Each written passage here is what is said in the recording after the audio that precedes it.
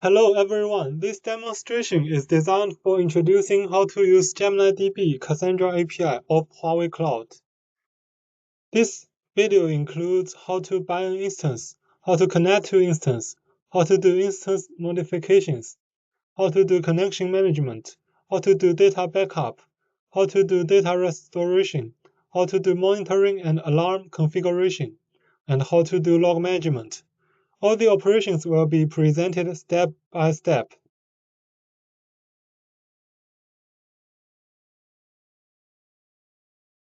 This section is about how to buy an instance.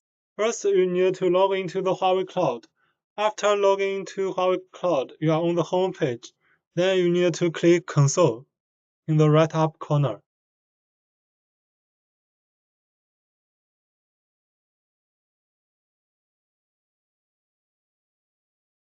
In the console, you can choose the database service. Then choose GeminiDB Cassandra API.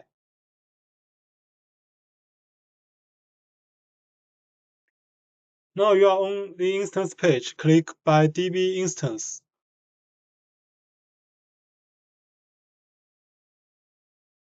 On the display page, you need to specify a billing mode and instance specifications. Then click Next.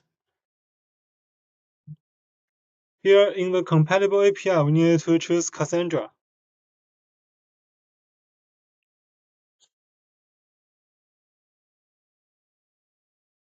For more information about the specifications, you can look it up in the official documentation. In GeminiDB Cassandra API, working with GeminiDB Cassandra API, buying an instance, you can find the meaning of different parameters. You also need to type in administrator password.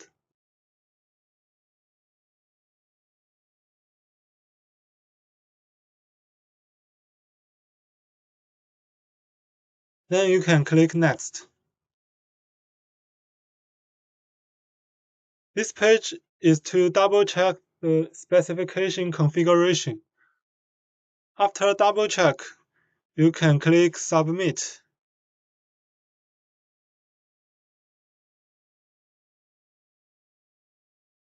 Then click Back to Instances. In this page, we can view and manage the created instance. It takes about 5 to 9 minutes to create an instance. During the process, the instance status is creating. We can refresh the page to update the status. After the creation is complete, the status changes to Available. Automated backup is enabled by default during instance creation. After the instance is created, a full backup is created. This section is about instance connection through DAS. On the instance management page, locate the target DB instance and click Login in the operation column.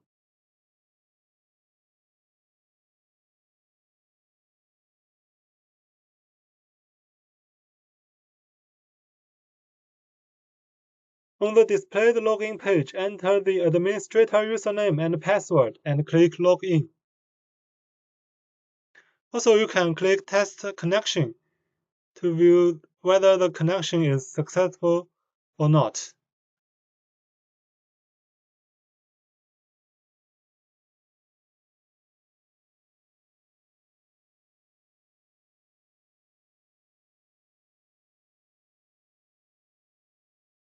Then the DB instance is connected successfully. We can do manage, query SQL statements, and create table, and so on. This section is about connection management. In this section, I will introduce how to change a security group and how to configure an SSL connection. On the instance page, locate the instance whose security group you want to change and click its name. In the navigation pane on the left, choose Connections. In the security group area, click beside the security group name and select the required security group.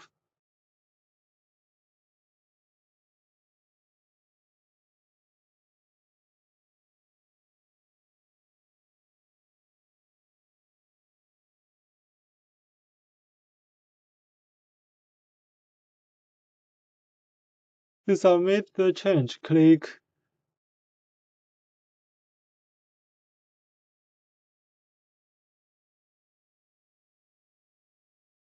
The process takes about 1 to 3 minutes.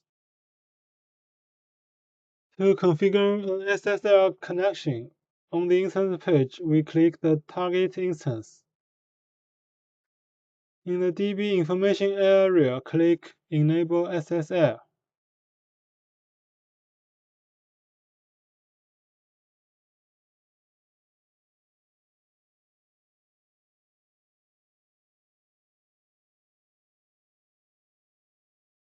Then we click OK.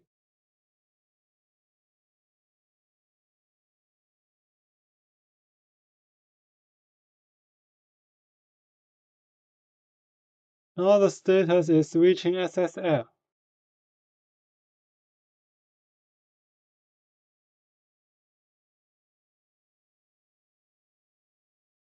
After SSL is enabled, you can connect to the GeminiDB Cassandra instance through SSL.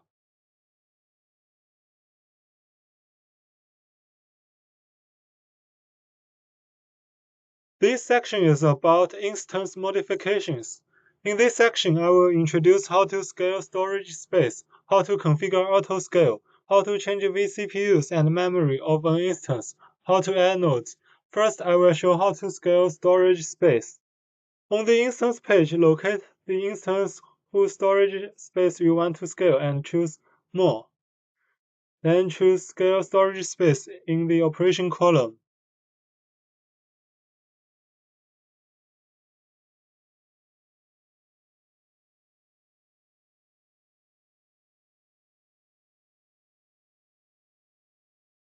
On the display page, specify a new storage capacity and click Next.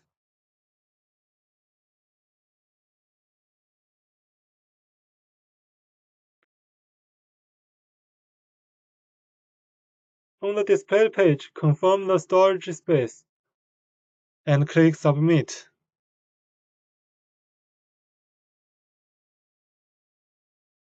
Then click back to Basic Information page.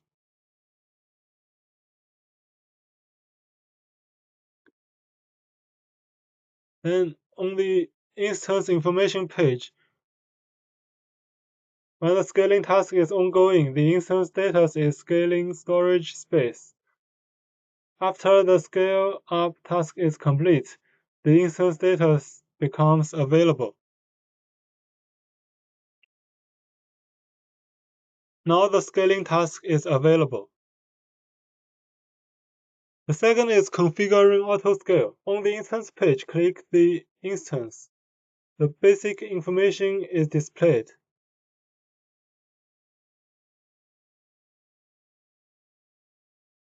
In the storage space, click Auto-Scale. Toggle on Auto-Scale and specify the parameters below. For detailed meaning of parameters, you can check it in the official documentation. Then click OK. Then Autoscale is configured successfully. On the instance page, locate the instance whose specifications you want to change and choose More. Then click Change Specifications in the operation column.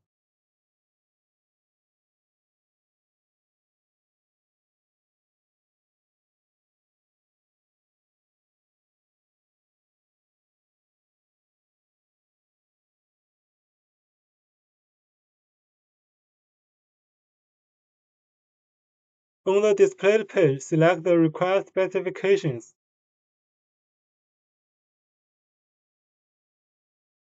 For example, we can choose 8 vCPUs and 32 GB. Then we can click Next. On the displayed page, double-check the instance specifications, and then click Submit.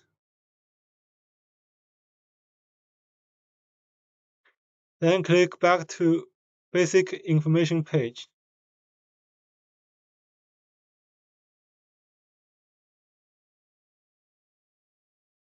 Now the status of DB instance is changing instance class. When the task is successful, the status changes to available. The fourth operation is adding nodes. On the instance management page, locate the instance you want to add nodes for and choose More. Then select Add Node in the operation column.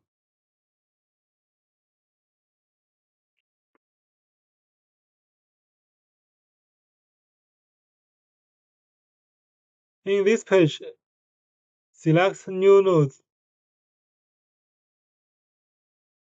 In this page, specify the number of new nodes.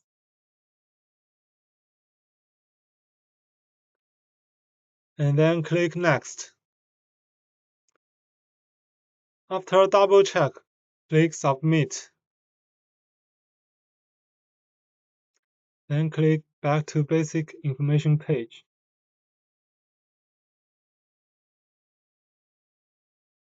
After the task is successful, the status becomes available. This section is data backup, including managing automated backups, configuring an incremental backup policy, and managing manual backups. For automated backup, on the instance page, click the instance whose backup policy you want to modify and click its name. Then choose Backup and Restorations in the navigation pane on the left and click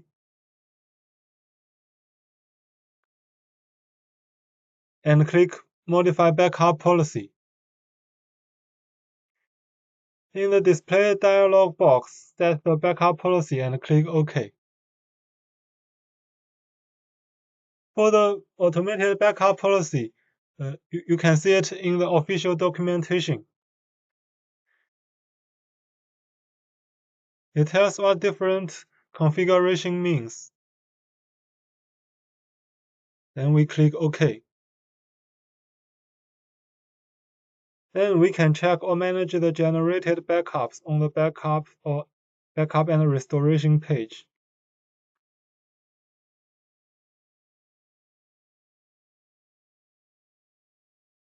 For the incremental backup, on the instance page, click the instance you want to enable incremental backup and click its name. Choose Backup and Restorations in the navigation pane on the left and click Modify Backup Policy. In the Display dialog box, enable Incremental Backup.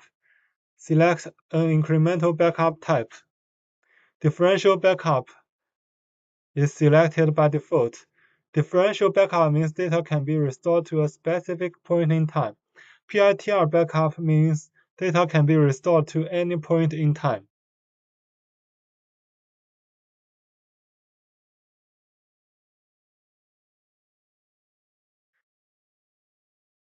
It is optional to select Create Backup immediately after the incremental backup policy is modified.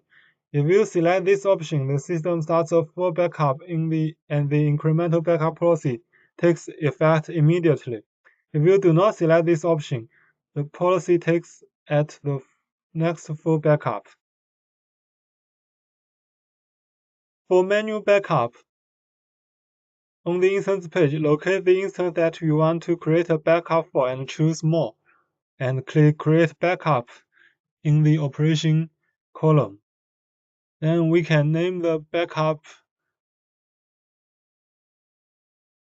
The manual backup name can be 4 to 64 characters long. It must start with a letter and cannot contain only letter digits, hyphens, and underscores.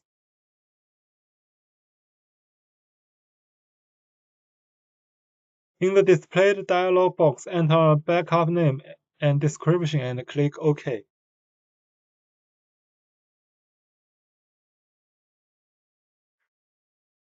When the backup is being created, query the backup status on the Backups and Restoring page. The backup status is backing up. After the backup is created, the backup status is completed. Now the status changes to available.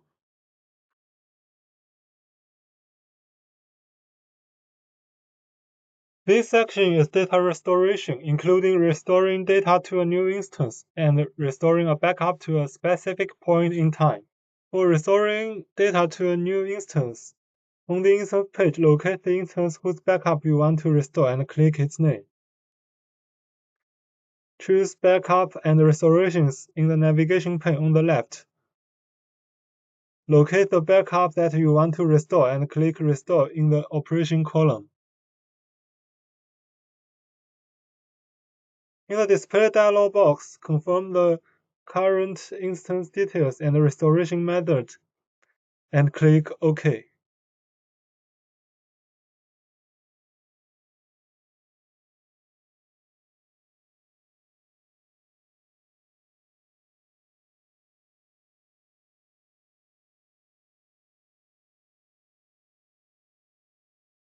The default API type and DB engine version are the same as those of the original instance and cannot be changed.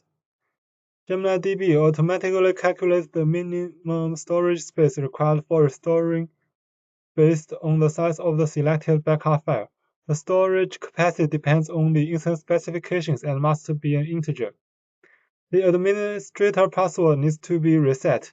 To modify other parameters, see the description of buying an instance of other DB engines in Getting Started.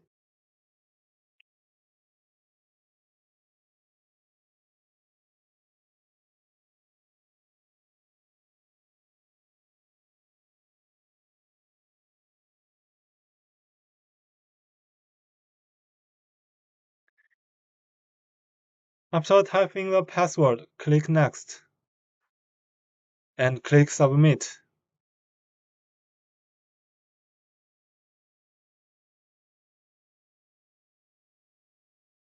Then click Back to Instances.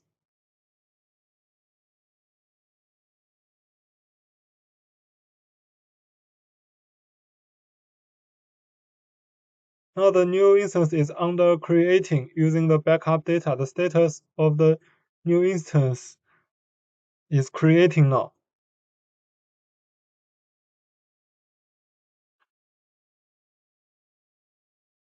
After the restoration, the system will perform a full backup.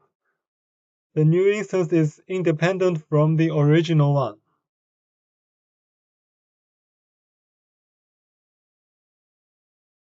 Now the status changes to available. For the PITR restoration, on the instance page, click the instance that you want to perform a PITR for.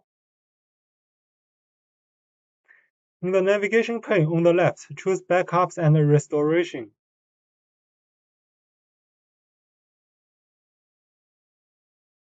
On the Backup and Restoration page, click Restore to Point in Time.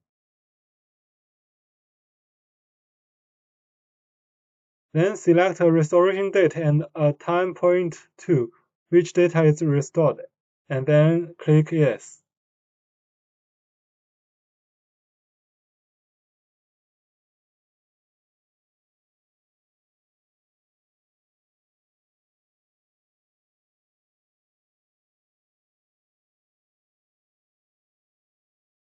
On the Create New Instance page, create an instance of the same specifications as the instance to be restored.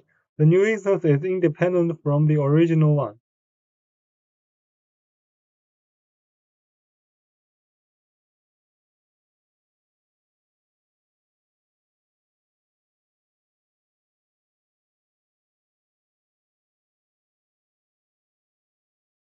Also, needed to type in the password.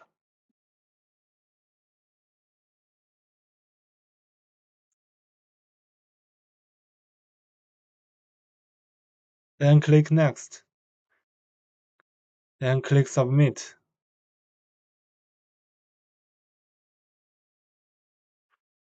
Click Back to Instances.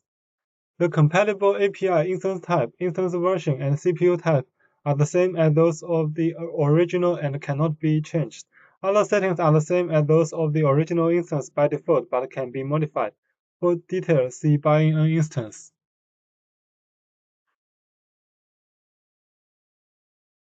Now the status is checking restoration and a new instance is under creating.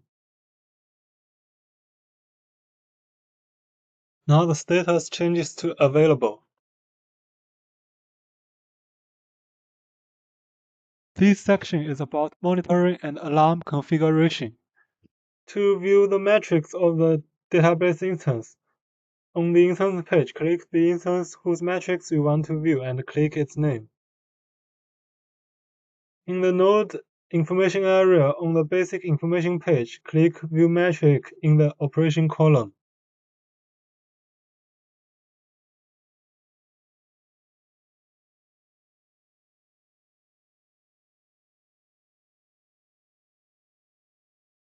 In the monitoring area, select a time range to view the monitoring data. You can view the monitoring data in the last 1, 3, or 12 hours.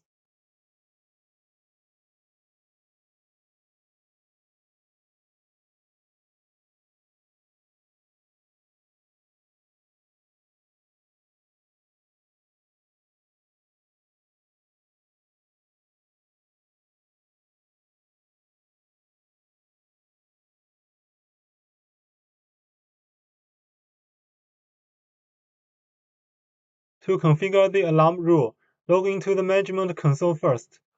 Click Service List. Under Management and Governance, click Cloud Eye.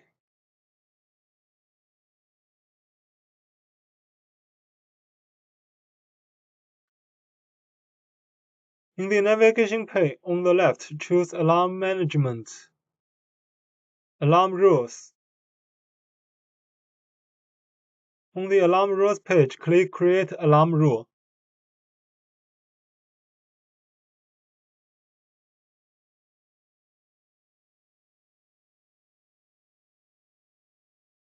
Then set alarm parameters.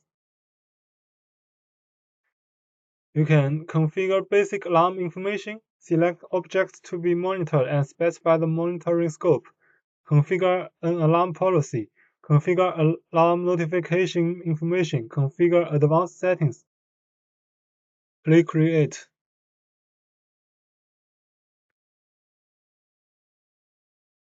When the metric data reach the threshold set in the alarm rule, Cloud Eye immediately notifies you through SMN that an exception has occurred. This section is about log management. On the instance page, locate the instance whose log details you want to view and click its name. In the navigation pane on the left, choose Slow Query Logs. On the Slow Query Logs page, set search criteria and click Search to view log information.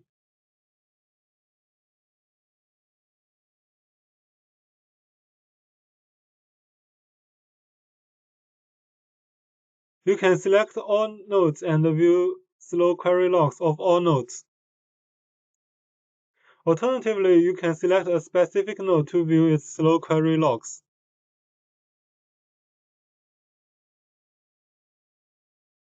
You can view slow query logs of a specific node in different time range.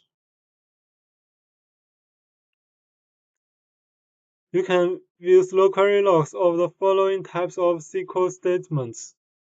Select.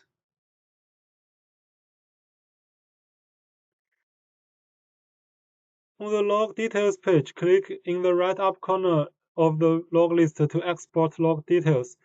You can view the exported CSV file to your local PC. Up to 2,000 logs can be exported at a time. Click Export Slow Query Log List. Click OK. Then the file is successfully downloaded. This section is about GeminiDB DynamoDB instance. I will introduce how to buy, how to connect, instance modifications, connection management, data backup, data restoration, monitoring and alarm configuration, and log management. I will show how to buy and how to connect. Other operations are completely same as Cassandra. To buy a DynamoDB instance, first we need to log into the console. Then in the databases, choose GeminiDB, Cassandra API.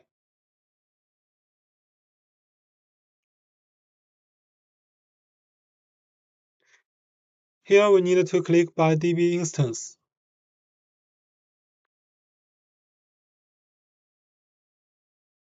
We need to name our instance.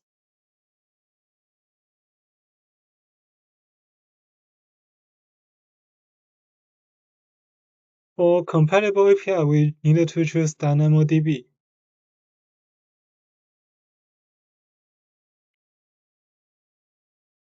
Other configuration is same as Cassandra. You can refer it in official documentation.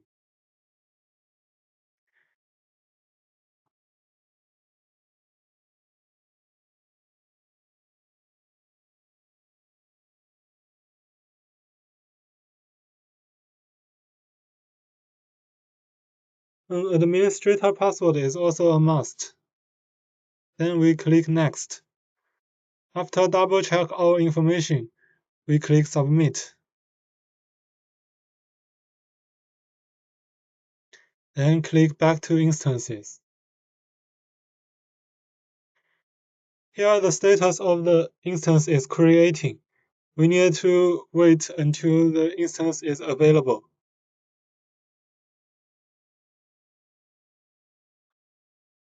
To connect to the DynamoDB instance, on the instance page, click the name of the target instance. Port number of the GeminiDB DynamoDB instance is 8000. In the node information area on the basic information page, obtain the private IP address or EIP of each node. It's here. It's 94.74.86.153. Obtain this EIP and private IP.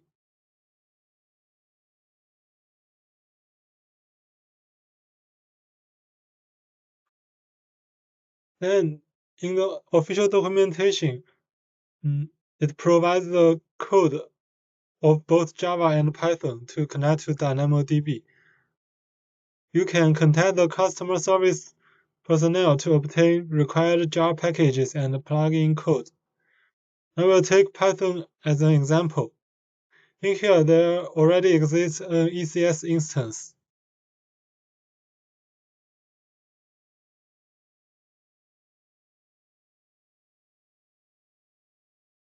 Now I log into my ECS.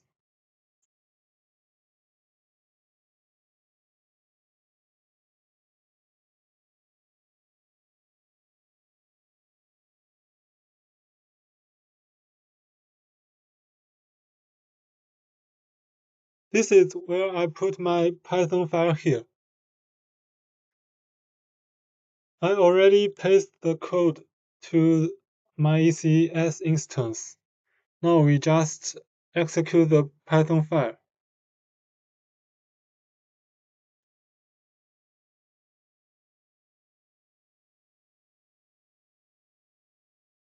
You can see I create a table in DynamoDB instance and do some query.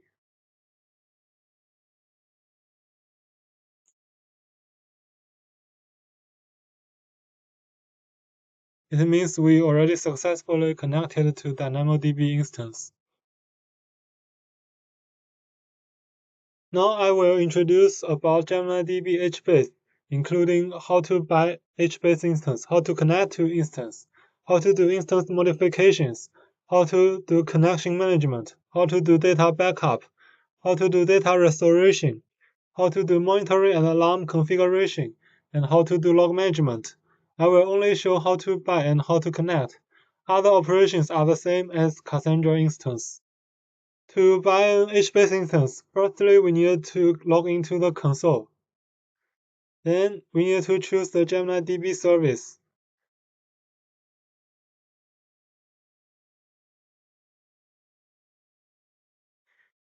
Here we need to click Buy DB instance.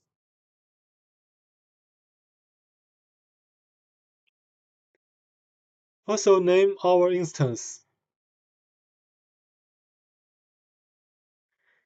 In compatible API, we need to choose HBase. Other specification setting is same as Cassandra. Also, we need to type in the password here.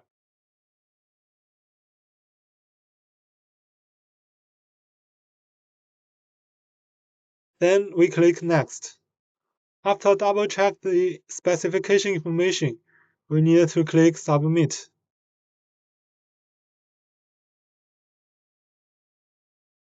Then click Back to Instances. Here the status is creating, means it is under creating. We need to wait for several minutes to finish creating. Now the status changes to available, which means we successfully create an HBase instance. To connect to GeminiDB HBase instance, in the instance list, click on the name of the target instance you want to access.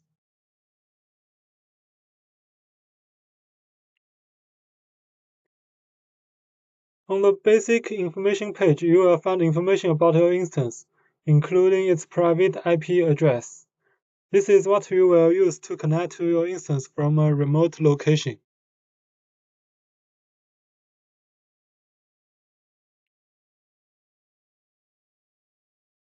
To connect to an instance over a private network, we can refer to official documentation. First, we need to log into ECS.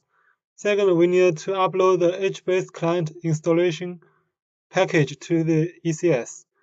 Third, we need to run the following command to decompress the client installation package. Fourth, we need to change the value of HBase zookeeper quorum in the HBase site.xml file to a private IP address of the instance. If there are multiple IP addresses, use commas to separate them. A private IP address can be obtained from the following. Fifth, we need to run the following commands to go to the bin directory and run the HBase shell command to connect to the instance.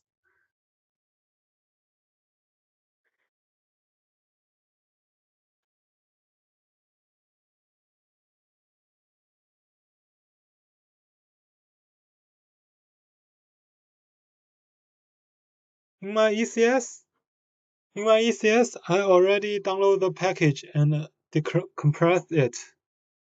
And I have already changed the parameters. You can see the HBase site XML file. I already put the private IPs into this file.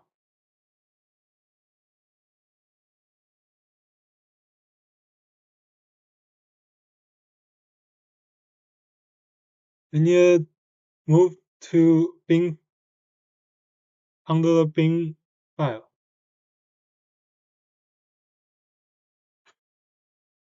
Then we need to run the HBase shell command.